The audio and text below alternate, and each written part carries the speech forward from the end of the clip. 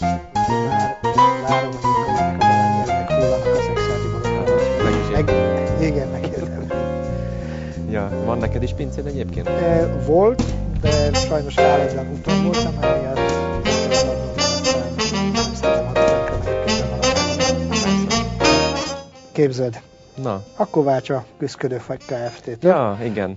Azt mondja, hogy üdvözöl és köszöni a jó ötletet. Már félrerakta az első részletet. Igen. Úgyhogy már ki is nézte, hogy mi az a gép, amit meg fog venni, hogy jobban termeljenek. Úgyhogy úgy látszik, tanul, érdemes róla beszélni. Igen. De most megképzeld, mivel jön elő.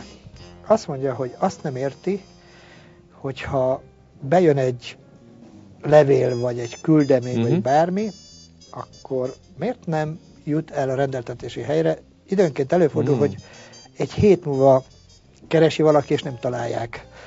És azt mondja, hogy miért csodálkozok én ezen, mikor minden cégnél ez van, csupán annyit kell csinálni, bemész az irodába, és nézz az íróasztalokra, és rögtön látod, hogy miről beszél. És azt mondja, hogy sajnos az emberek nem tartanak rendet, már trehányak, nem törődnek. Igen. Hát ugye akartam is kérdezni, hogy van-e már valami következő probléma a Küszködő Kft-nél, mert ez törvényszerű ugyanis, hogy valaki lekezel valami problémát, jön egy másik helyette. Igen, ez a dolgok rendje.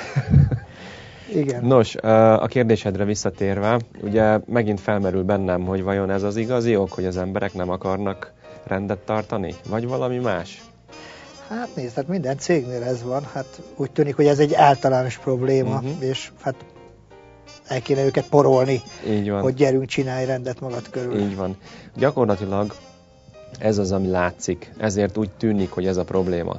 De mögötte mi az, ami hiányzik? Vagy mi az, aminek ott kellene lenni és működnie gyakorlatilag? Vagy hogyan kellene itt működnie valaminek? Mire gondolsz?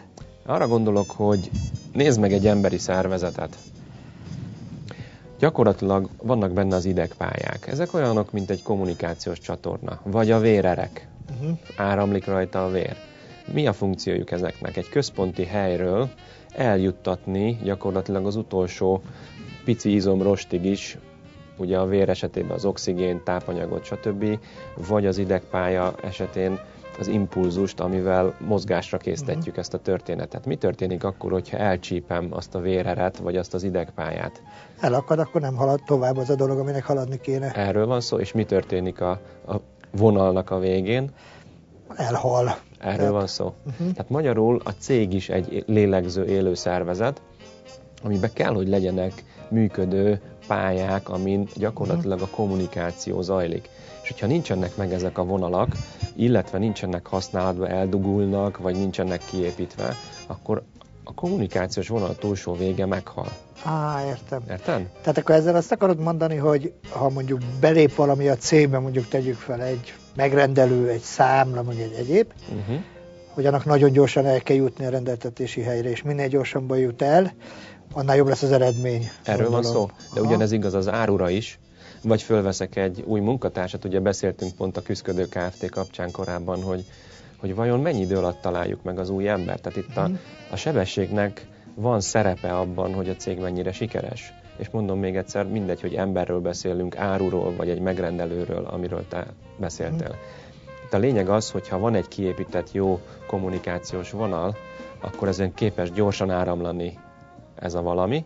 Ha viszont nincs, vagy el van dugítva, akkor meg megáll, és elhal a csatorna vége. Tehát akkor azt akarod mondani, hogy erre van egy rendszer, és hogyha ő bevezetné, és azt megkövetelni a munkatársaktól, akkor felgyorsulnának a dolgok, és megnőne a termelés akár. Lényegében azt kell csinálni, a rendszer rendkívül egyszerű, tehát tényleg szinte primitíven egyszerű.